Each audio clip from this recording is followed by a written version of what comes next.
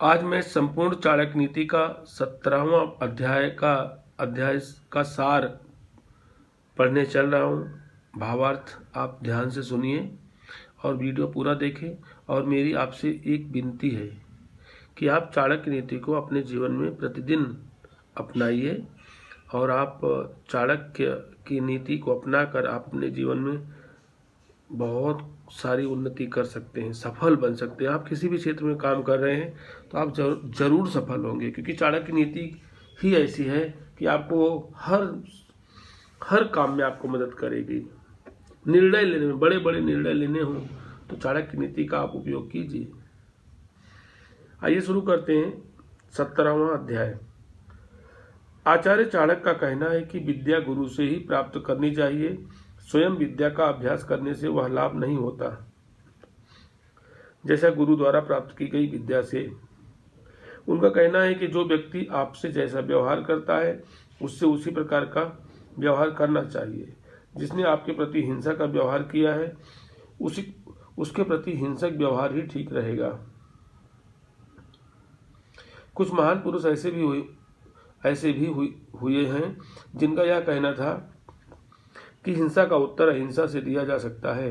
व्यवहार की दृष्टि से एक सामान्य व्यक्ति द्वारा ऐसा कर पाना संभव नहीं हो पाता। ऐसी संत महात्मा की दृष्टि हो सकती है।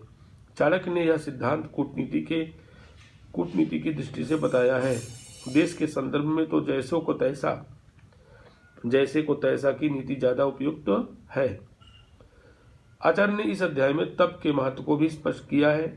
उनका कहना है कि यदि मनुष्य में तप का अभाव है और वह लोभ में फंसा हुआ है तो उसे और किसी बुराई की क्या आवश्यकता है।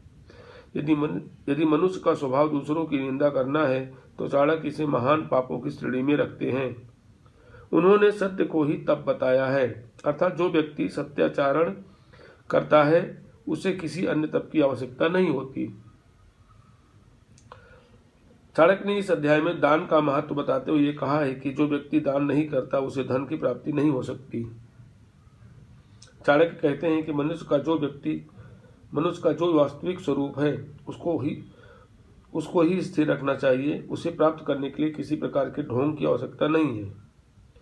इस प्रकार उनका यह कहना पूर्ण रूप से व्यावहारिक है कि संसार में जो व्यक्ति शक्तिहीन होता है वह ऐसा प्रकट करने लगता है कि उससे बढ़कर कोई सज्जन नहीं, परंतु इस प्रकार के ढोंग को आचार्य चाणक्य नकारते हैं।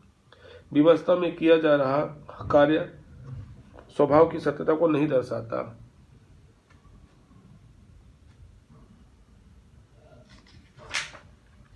आचार्य चाणक्य कहते हैं कि अन्न और जल से बढ़कर कोई श्रेष्ठ दान नहीं है।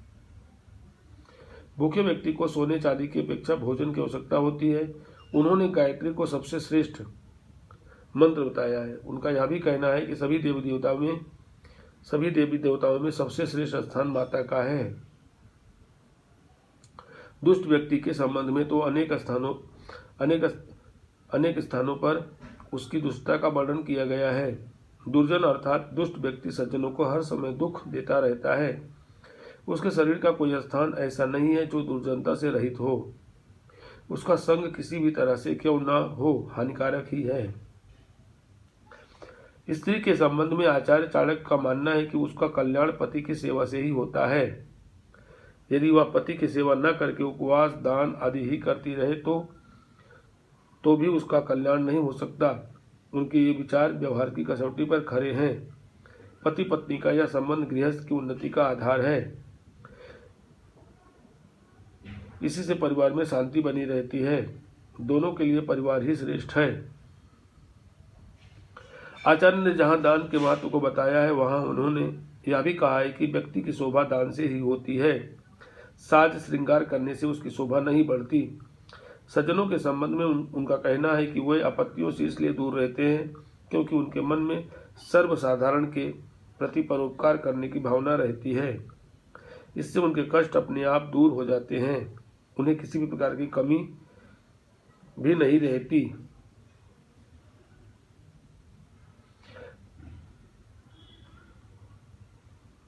सामान्य गृहस्थ के लिए आचार्य का कहना है कि यदि उसकी स्त्री पतिव्रता है, कटु भाषण नहीं करती और उसके घर में किसी प्रकार की कोई भी कमी नहीं, उसकी संतान शालीन और विनय आदि गुणों से युक्त है तो उसका घर ही स्वर्ग के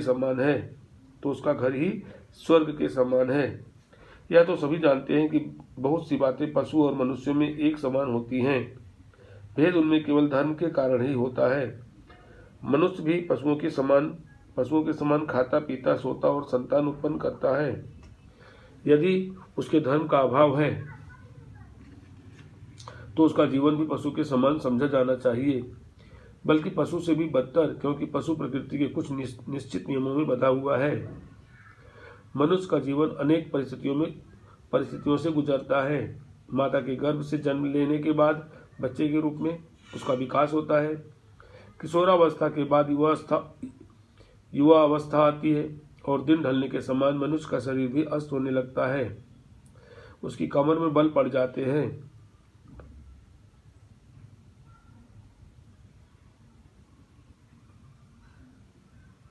उस स्थिति को देखकर अज्ञानी पुरुष ही उसका उपहास कर सकता है।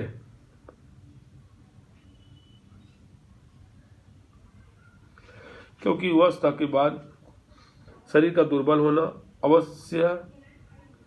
अवश्यम भावी है। जो युवा वृद्ध का उपहास करते हैं वे मूर्ख हैं। वे भूल जाते हैं कि एक दिन उन्हें भी इस अवस्था को प्राप्त होना है। आचार्य ने इस अध्याय के अंत में एक बहुत ही महत्वपूर्ण बात कही है। उनका मानना है कि यदि किसी चीज में कोई ऐसा गुण है जिससे अधिकांश लोगों को लाभ होता है तो उसके अवगुण महत्वहीन हो जाते हैं। प्रत्येक व्यक्ति का कर्तव्य है कि वह अपने में लोगों का उपकार करने के गुण का विकास करे। यदि उसमें लोगों के उपकार करने का गुण है तो उसके अन्य दोषों की ओर किसी का ध्यान नहीं जाएगा। इस विशेष गुण के सामने अन्य अवगुण गौण हो जाते हैं।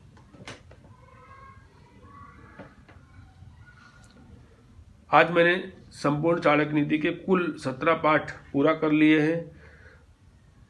अध्याय 1 से लेकर के अध्याय 17 तक अलग अलग अध्याय के हमने वीडियो बनाए हैं। उनको आप मेरे चैनल को सब्सक्राइब नहीं किया तो सब्सक्राइब कर लीजिए और सारी वीडियो देखिए और अपने जीवन में आप प्रतिदिन चाणक्य नीति अपनाइए। आप अपने जीवन में कुछ समय में ही पाएंगे कि आपका जीवन धीरे धीरे बदल रहा है, आप उन्नति की ओर बढ़ रहे हैं। जय हिंद, जय भारत। मिलते हैं एक नई वीडियो के साथ।